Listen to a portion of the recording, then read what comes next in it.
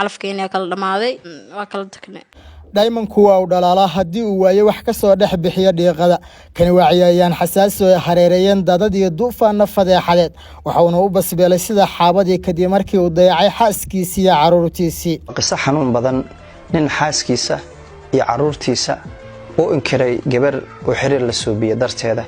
qisada xidigan damay oo saacadii u dambeeyay baraha bulshada si weyn u qabsatay waxa ciwaan looga dhigay bisado abaal ma leh waxaana la ogaaday inuu meel cidla kaga dhaqaaqay dhakhtarkii dhayi jiray isaga markuu uu ku soo dhaawacmo garoomada waxayna taageerayaashiisa kubadda cagta ku tilmaameen tukana si badan balse aan lahayn calaf wuxuu helayu ku dheelay dhamayskaba loo akhlaaqni nin xumi misuudan taalay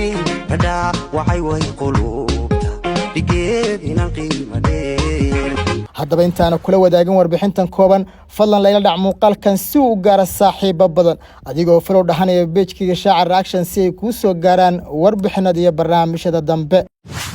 iyadoo waxay u dhalatay beesha Cayr isaguna waxa uu dhashay beesha Jareerweyne Hodan Ciise Guutaale waxa qiyaanay oo meel cad kaga tagay ninkeedii ay dunida ugu jeclayd boorkan ay ka jafatay kaas oo lagu magacaabo Xasan Cabdinuur Geese Xasaasi jidadka magaalada Muqdisho ayuu ka soo waday isagoo aan wax amal ah oo shaqo aan haysan duruuf zaa'idan ay ka muuqato ayay u dulqaadatay boorkana ka jaftay farxad iyo jacayl heerkiisu sareeyo ayay siisay faamilka ay ka dhalatay Hodan Ciise Guutaale raalli kama aysan ahayn inay guursato wiilkan abaalaawaha ah kaas oo ay ugu diidayeen reerka uu ka soo jeedo awgeed balse Hodan waxay muujisay isla markaana reerkeeda u sheegtay in wax waliba uu ka qiimo badan yahay jacaylka sidaas darteedna meel cad aysan kaga dhaqaaqi karin saygeeda ay dunida ugu jeceshahay faraxyaashan waxa kula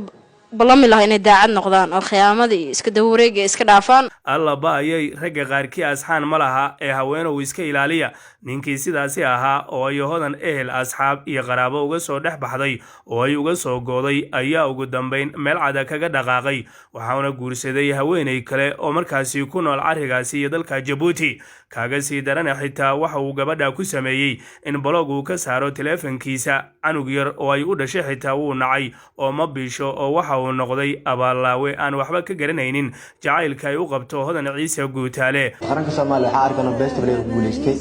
wax laga tagay mujeekir markaas nabsigii uu durbaba ka galay walaashan Hodan Ciise Guutaale ayaa rabi weyne durba ka soo ifbixiyay oo waxa laga reebay wiilkan goomanka madow xulka qaranka dalka Soomaaliya oo la yiri adiga laguma rabo ee iska bax oo markaasi iska tag ciyaartoy kale ayaanu qaadanaynaa noloshii ayaa ciriiri ku soo gashay farxad ma u dareemayo muruga ayaa haysata oo Djibouti ayuu jooga qol mugdi ah ayuu markaasi ku jira waxaana uu haatan taagan yahay isla markaana ka qoomamaynaya qiyaanadii iyo sidoo kale ficilkii qaabta darra ee uu kula dhaqmay walaashan Hodan Ciise Guutaale Hodan ayaa iminka magaalada Muqdisho iska joogta waxaana ay markaasi la murugaysan tahay isla markaana ay la daala dhacaysa jacaylka ay u qabtay wiilkaasi xumeeyay waxaana ay sheegtay in Ilaahay dartiisa ay u caafinayso canuga yar ee u dhashan Ilaahay dartiisa ay u korsanayso maadaama iyadu ay dhashay hooyada de mar hooyo ilmo la noqoto inay sabarto mustaqbalka ilmaheeda iyo background-kooda dambe inay fiiriso